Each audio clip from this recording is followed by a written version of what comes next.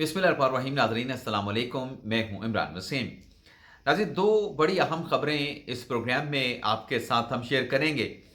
एक खबर तो सुप्रीम कोर्ट से है और ये खबर जस्टिस मंसूर अली शाह साहब के हवाले से है, चीफ जस्टिस याहिया अफरीदी के फैसले के हवाले से है।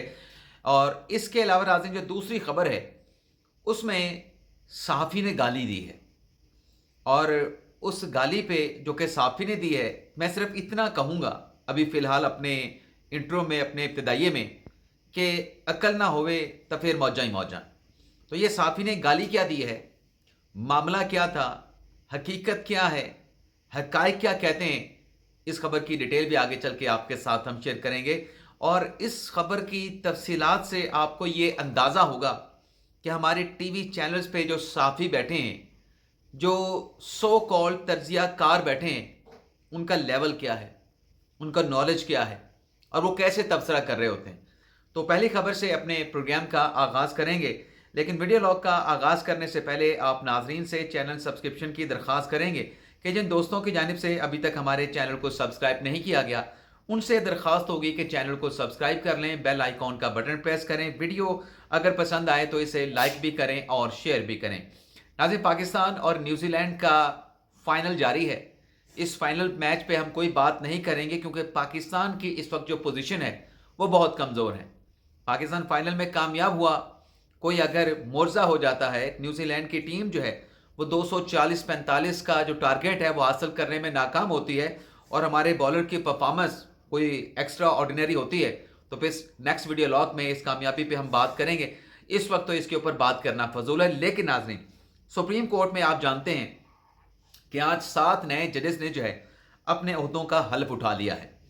अब ये 7 नए जज नाज़रीन सुप्रीम कोर्ट में आने के बाद जो मजमूई तौर पे इस वक्त अदालत उज़्मा में जजेस की तादाद हो चुकी है वो नाज़रीन 25 हो चुकी है। अब इसमें अगर हम बाइफरकेट करें इन जजेस की तादाद को, तो 16 जज पहले मुस्तकिल थे, 6 जज नए अपॉइंट किए गए हैं, तो ये तादाद 22 हो जाती है। मजमूई तौर पे जो नई कानून साजी के बाद सुप्रीम कोर्ट के जजेस की जो स्ट्रेंथ है, जो तादाद है, वो 34 कर दी गई है, बशमूल चीफ जस्टिस ऑफ पाकिस्तान। अब यानी आज भी जो 6 मुस्तकिल जजेस ने हल्फ उठाया है, उनकी सुप्रीम कोर्ट में इस इंडक्शन के बाद, अपॉइंटमेंट के बाद या अपना मनसब संभालने के बाद अभी भी सुप्रीम कोर्ट में जजेस की 12 वैकेंसियां खाली हैं। लेकिन आज ये सिर्फ जजेस सुप्रीम कोर्ट में 22 नहीं हैं, 2 एक ढॉक जज भी हैं जिन्हें आप आर्जी जज कह सकते हैं, और एक कायम मकाम जस्टिस मियां गुल हसन औरंगजेब भी हैं जिन्हें इस्लामाबाद हाई कोर्ट से सुप्रीम कोर्ट में लाया गया है। तो 25 जज मजमूई तौर पे सुप्रीम कोर्ट में इस वक्त काम कर रहे हैं और इन जजेस की नाज़रीन जो सीनियरिटी लिस्ट है वो भी आज जस्टिस याहिया अफरीदी साहब चीफ जस्टिस ऑफ पाकिस्तान ने जारी कर दी है। लेकिन अगले हफ्ते के लिए कितने बेंच बनने हैं, इम्कान तो ये नजर आ रहा है कि 10 से जायद बेंच होंगे, 11 बेंच भी बन सकते हैं, 12 बेंच भी बन सकते हैं, लेकिन कितने बेंचेज हैं, उनकी कंपोजिशन क्या होगी, इस हवाले से फिलहाल जो है सुप्रीम कोर्ट की वेबसाइट पे या ज़राए की जानिब से हमें कोई इंफॉर्मेशन जो है वो नहीं मिल सकी है। लेकिन आज एक और डेवलपमेंट हुई है। वो डेवलपमेंट आज ये है कि एक तो हमारे, बल्कि एक और चीज़ याद आ गई, हमारे एक साथी ने मंदुखेल साहब से एक ये सवाल पूछा कि वो जो लेटर इमरान खान साहब वाला याहिया अफरीदी साहब ने कॉन्स्टिट्यूशनल जजेस कमेटी को भिजवाया था, उस लेटर का आप क्या कर रहे हैं, क्या इमरान खान का लेटर आप समाअत के लिए फिक्स कर रहे हैं? तो मंदुखेल साहब ने उस लेटर से मुतल्लिक जो जवाब दिया था, उस जवाब पर हमारे कुछ साथियों की जानिब से कहा गया कि जैसे जमाल खान मंदुखेल ने इस सवाल का जवाब देके याहिया अफरीदी साहब को जो है वो झूठा करार दे दिया है। अब मंदुखेल साहब का जवाब ये था कि वो लेटर कमेटी में नहीं आया। बात उनकी बिल्कुल ठीक है, क्योंकि चीफ जस्टिस याहिया अफरीदी साहब ने वो लेटर जो है कॉन्स्टिट्यूशनल कमेटी के जो सरबराह हैं अमीनुद्दीन खान साहब को रजिस्ट्रार ऑफिस के जरिए भिजवाया है। अब कमेटी के सामने वो लेटर तब जाएगा जब जजेस आईनी कमेटी का इजलास होगा, जब जजेस आईनी कमेटी ने आइंदा हफ्ते के लिए कोई केसेस लगाने होंगे।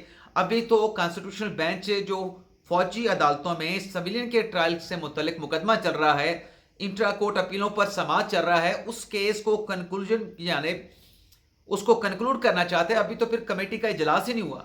तो कमेटी के इजलास में ये जब लेटर जाएगा, वो लेटर जो है फॉरवर्ड या ऑन रिकॉर्ड लेके आना है, जैसे अमीनुद्दीन खान साहब ने लेके आना है। तो कोई मंदुखेल साहब ने आज जो जवाब दिया साफ़ी के सवाल पर, اس پہ یہ نہیں کہ انہوں نے یحییٰ افریدی صاحب کو جھوٹا کہا ہے. انہوں نے جو بات کی ہے وہ ایک طریقہ کار کی بات کی ہے کہ کمیٹی میں ابھی نہیں آیا. وہ امین الدین خان صاحب کے پاس لیٹر ان کے پاس آ چکا ہوگا یا رجسٹرار آفس کے پاس آ چکا ہوگا, لیکن جب کمیٹی کی میٹنگ ہو گئی تب وہ لیٹر جو ہے عمران خان صاحب کا جو خط ہے اسے پھر کمیٹی میں پیش کیا جائے گا. فوکس ناظرین آج اس خبر پہ تھا کہ جو آئی ایم ایف کا ڈیلیگیشن یحییٰ افریدی صاحب کے ساتھ جو مل کے گیا ہے, اس آئی ایم ایف کے 6 رکنی مشن کی ملاقات تھی سپریم کورٹ بار کے ساتھ. تو سپریم کورٹ بار سے ناظرین جو شخصیات ملنے کے لیے گئیں آئی ایم ایف کے ڈیلیگیشن سے, اس میں صدر سپریم کورٹ بار میاں رؤف عطا صاحب, اس میں حسن رضا پاشا صاحب پاکستان بار کونسل کے نمائندہ, اور پھر additional secretary supreme court bar Aurangzeb صاحب, محمد اورنگزیب خان, اور پھر اس میں چوتھے جو تھے ناظرین وہ Balochistan high court bar association کے میر عطا لانگو صاحب تھے. اب اس ایسوسیشن کے ساتھ آئی ایم ایف کے مشن کی ناظرین جو ملاقات ہوئی ہے وہ سرینا ہوٹل میں ہوئی ہے. 1 گھنٹے تک یہ ملاقات جاری رہی. اب اس ملاقات میں ناظرین ہوا یہ ہے, آئی ایم ایف کے ڈیلیگیشن نے کوئی انفرادی بات نہیں کی, کسی انڈیویجول مقدمے کی بات نہیں کی, یعنی عمران خان صاحب کی اس میٹنگ میں کوئی بات نہیں ہوئی.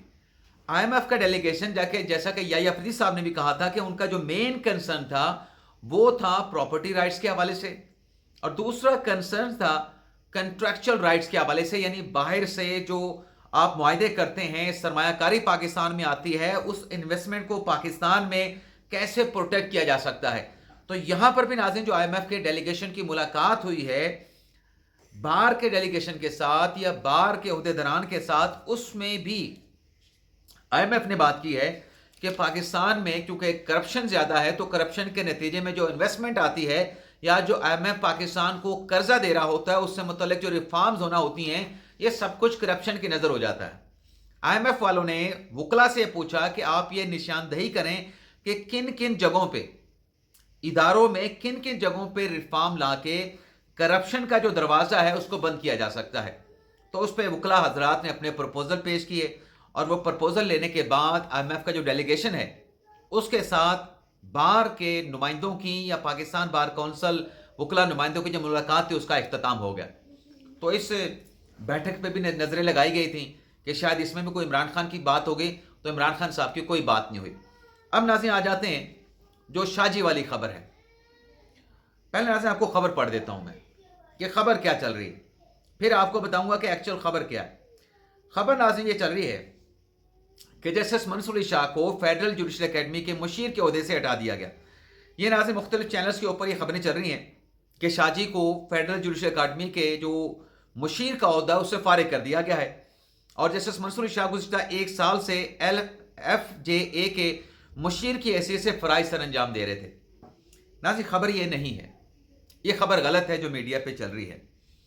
ہم نے جو پتہ کیا ہے کہ آج جو 6 جج نئے انڈکٹ کیے گئے ہیں, جو نئے 6 جج آئے ہیں جنہوں نے حلف اٹھایا ہے, ان 6 ججز کے آنے کے بعد اور ساتھ میں ایک قائم مقام جج میاں گل حسن اورنگزیب کے آنے کے بعد جتنی بھی انتظامی کمیٹیاں ہیں سپریم کورٹ کی, یعنی جتنی مختلف کمیٹیاں ہیں, ان تمام کمیٹیوں کو chief justice of Pakistan justice Yahya Afridi کی جانب سے تحلیل کر دیا گیا ہے, ڈیزالو کر دیا گیا ہے, جو ہمیں ذرائع سے ابتدائی انفارمیشن مل سکی ہے.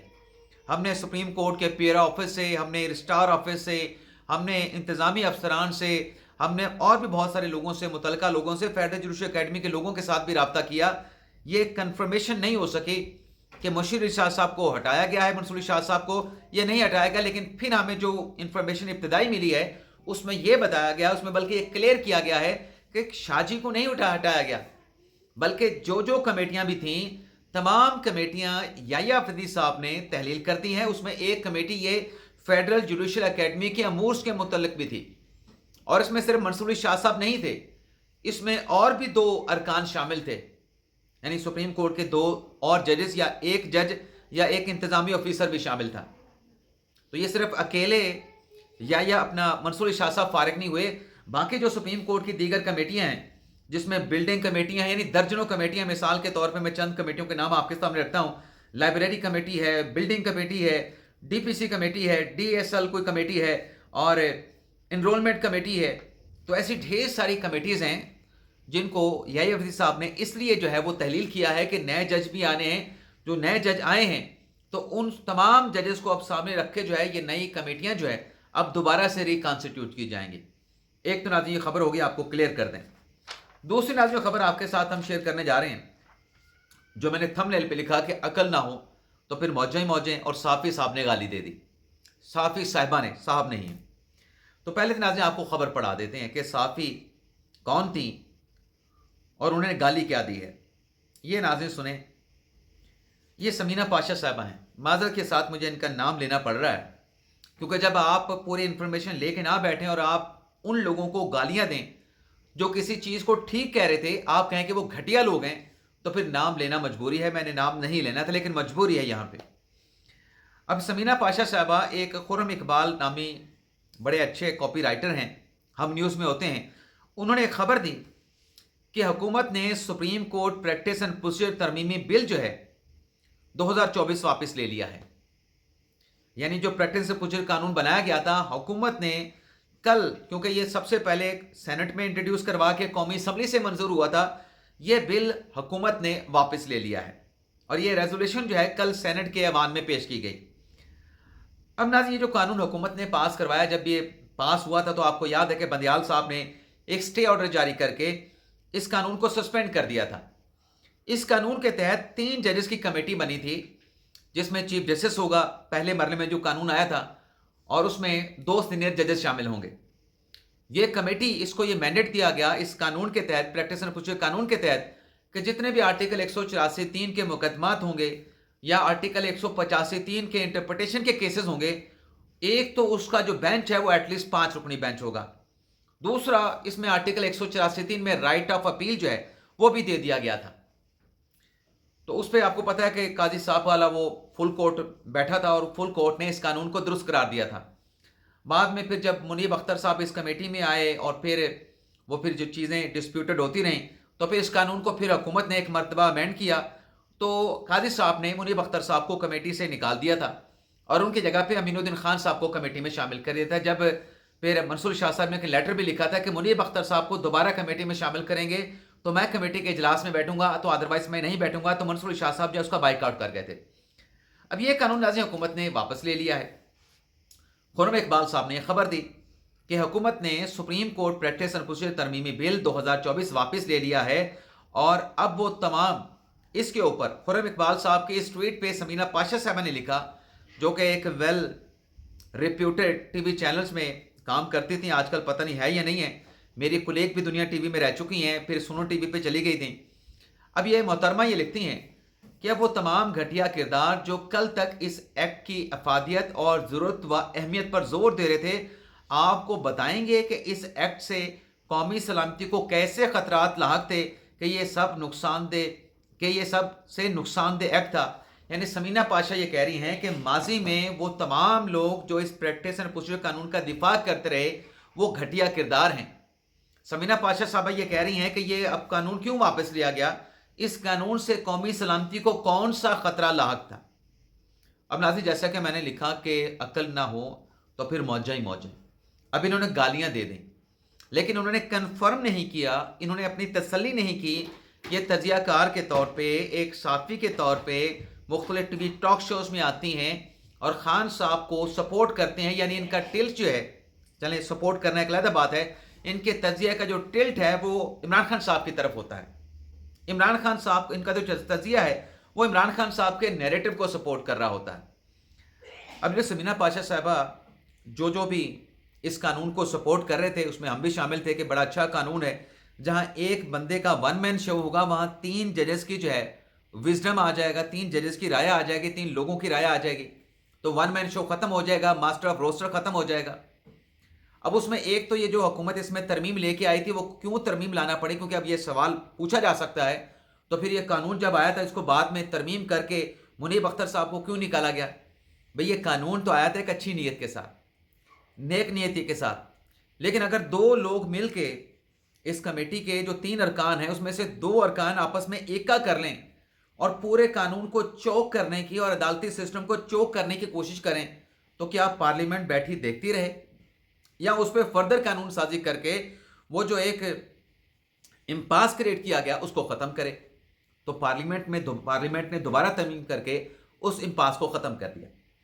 لیکن یہاں پہ جو گھٹیا کہا گیا کہ یہ قانون کیوں واپس لیا گیا، یہ تو بڑی قومی سلامتی کے لیے آیا تھا، تو اب قومی سلامتی کو کیا خطرہ لاحق ہوا؟ تو اس خاتون سے میں صرف یہ عرض کر سکتا ہوں معذرت کے ساتھ، انتہائی تحمل کے ساتھ، عاجزی کے ساتھ، کہ محترمہ ذرا اس قانون کو پڑھیں۔ جو یہ قانون واپس لیا گیا ہے، یہ قانون کس لیے آیا تھا، کس مقصد کے لیے آیا تھا؟ یہ قانون اس لیے آیا تھا کہ آرٹیکل 184(3) کے مقدمات کا فیصلہ 5 رکنی بینچ سے کم کوئی نہیں کرے گا۔ جو بھی انٹرپریٹیشن کے کیسز ہوں گے، چاہے آرٹیکل 184(3) کے ہوں، چاہے آرٹیکل 185(3) کے ہوں، انٹرپریٹیشن کے جو کیسز ہیں وہ ایٹ لیسٹ 5 رکنی بینچ سنے گا، اور جو 185(3) کا مقدمہ ہوگا اس پر جو بھی فیصلہ ہوگا اس پر رائٹ آف اپیل بھی ہوگی، اور جو پہلے 5 رکنی بینچ فیصلہ کرے گا، انٹرا کورٹ اپیل آنے پہ اس پہ لارجر بینچ بنے گا، اور پہلے والے جج جو ہیں اپیل میں شامل نہیں ہوں گے۔ یعنی پورا اس قانون کا جو موسٹلی فوکس تھا وہ آرٹیکل 184(3), آرٹیکل 185(3) یعنی وہ مقدمات تھے جو انٹرپریٹیشن کے تھے۔ اب 26ویں آئینی ترمیم کے بعد محترمہ سے درخواست ہوگی کہ آپ اس قانون کو بھی پڑھ لیں، 26ویں آئینی ترمیم کا جو سیکشن جو آرٹیکل 191(a) ہے اس کو بھی پڑھ لیں۔ اب یہ جو قانون ہے اس کی ضرورت باقی نہیں رہی۔